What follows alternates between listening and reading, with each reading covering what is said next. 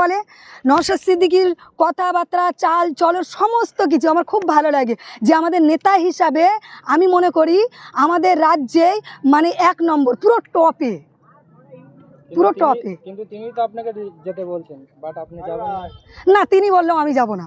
আচ্ছা, আমি অনেক ভালোবাসি আইএসএফ দলকে, শুনছি নাকি আমার জীবনের থেকেও বেশি। অনেক দল বলছে যে আইএসএফ এজেন্ট দিতে পারবে না বুথে, আপনি কি বলবেন? সেটা সময় কথা বলবে।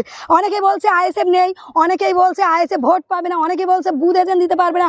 কোনটা আছে কোনটা নেই, আইএসএফের কী আছে কী নেই, সেটা সময় কথা বলবে, আপনারা দেখতে পাবেন সময় কি বলে, সেটা দিকে লক্ষ্য রাখুন আপনারা।